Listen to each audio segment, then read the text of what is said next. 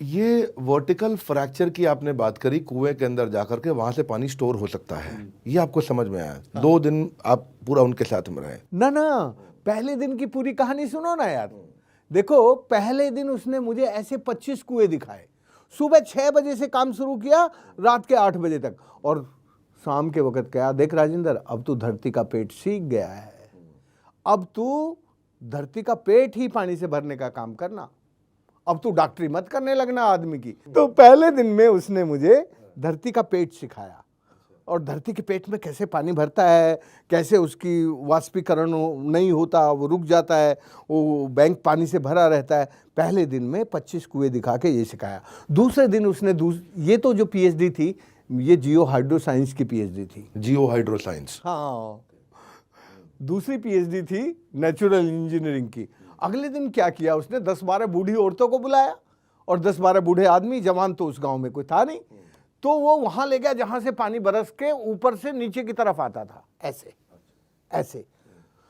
तो जहां उस नदी में स्टीप स्लोप थे, ऐसा टेढ़ा ढाल था, वहां उसने कहा तो उल्टे डिजाइन के डैम बना, ऐसे कॉन्वेक्स डिजाइन के डैम। मैंने कहा, काका कॉन्वेक्स के क्यों बनाऊं? बोला, रे ऊपर से पानी का दबाव आवेला ना, तो यह बांध को नहीं टूटेला, और तू सीधा बना देगा तो ऊपर के दबाव से टूट जाएगा। तो मुझे समझ में आ गया इतनी सी बात। फिर जहां जेंटल स्लोप थे वहां सीधे डैम बना दे बात, और जहां नेचुरल डिप्रेशन था वहां कॉनकेव बना दे।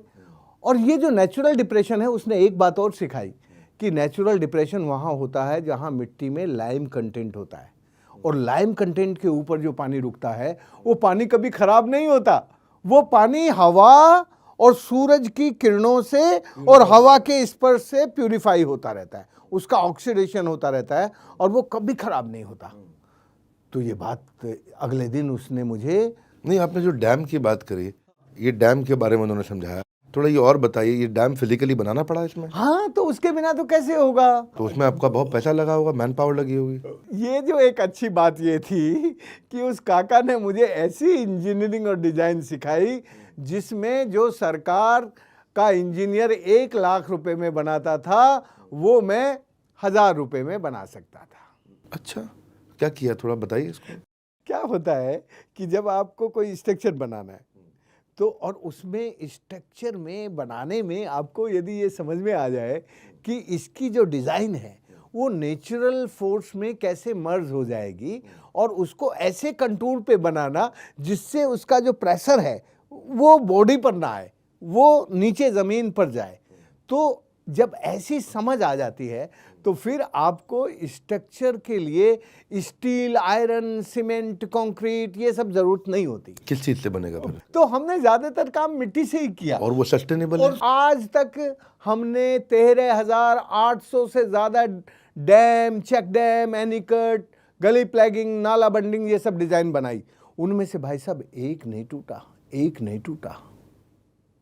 और हमारे डिजाइन कोई 100 ईयर उस पर नहीं थे, हमारे सारे के सारे डिजाइन मुश्किल से मुश्किल 50 साल के अनुभव पर थे। 50 साल के अनुभव पर बने डिजाइन एक भी नहीं टूटा। बड़ा लो कॉस्ट इनोवेशन कर दिया आप लोग। हाँ, लो कॉस्ट था। लो कॉस्ट देखो जब होता है ना, जब तुम उस मिट्टी में और उस पानी में उसके चरित्र को समझ लेते हो, तो मिट्टी और पानी का चरित्र समझ के आप भी फिर मिट्टी जैसे और पानी जैसे बन जाते हो।